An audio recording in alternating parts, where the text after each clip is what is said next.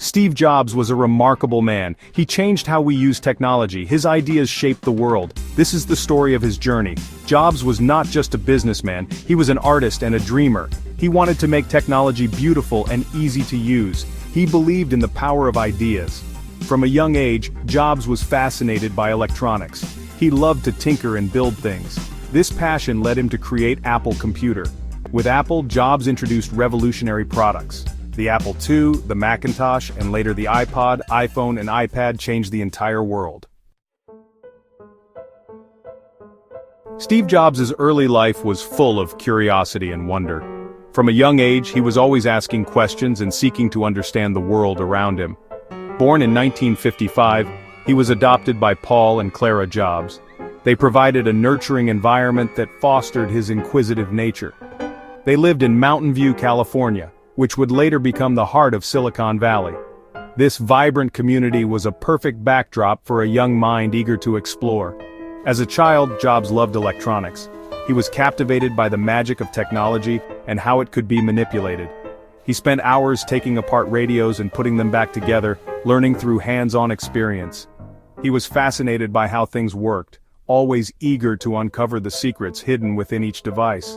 His parents encouraged his curiosity, providing him with the tools and support he needed to explore his interests. In high school, Jobs met Steve Wozniak, an electronics whiz. Their shared passion for technology sparked a lifelong friendship. They became friends and shared a passion for technology, often spending hours brainstorming and experimenting together. They built their first computer board together, the Blue Box. This project was a significant milestone in their journey. These early experiences shaped Jobs' vision, teaching him valuable lessons about innovation and perseverance.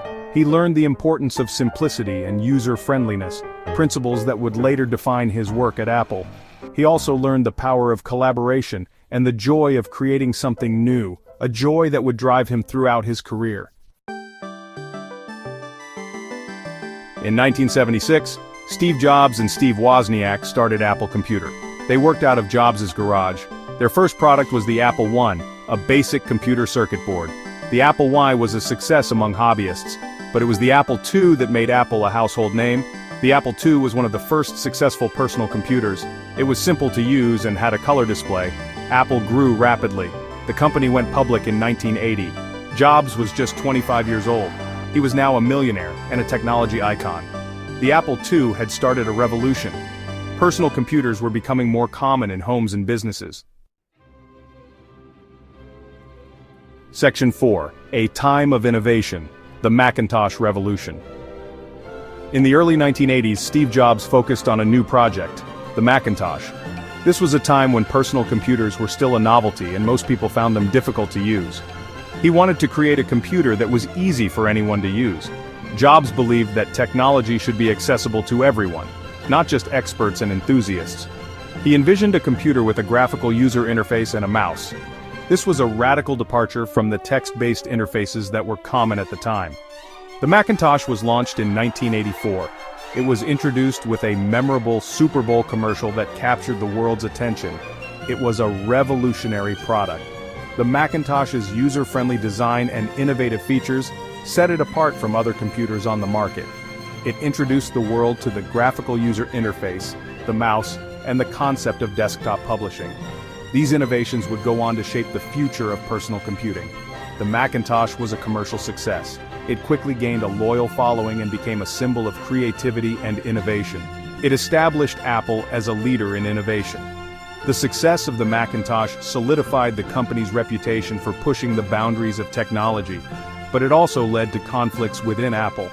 The pressure to innovate and succeed created tension among the company's leadership. Jobs' management style was intense, and he clashed with other executives. His relentless drive for perfection often put him at odds with his colleagues. In 1985, he was forced out of the company he founded. This marked the end of an era, but it was not the end of Jobs' impact on the tech world. Section 5. Beyond Apple finding new paths. Leaving Apple was difficult for Steve Jobs, but he didn't stop working. He founded Next, a computer company that focused on high-end workstations. He also invested in Pixar, a small animation studio. At Next, Jobs continued to innovate. He developed a new operating system called Next step. It was technologically advanced but not commercially successful. Next, computers were too expensive for most people. Pixar, however, thrived. The studio released Toy Story in 1995. It was the first fully computer-animated feature film. Toy Story was a huge success, both critically and commercially. It made Pixar a major player in Hollywood.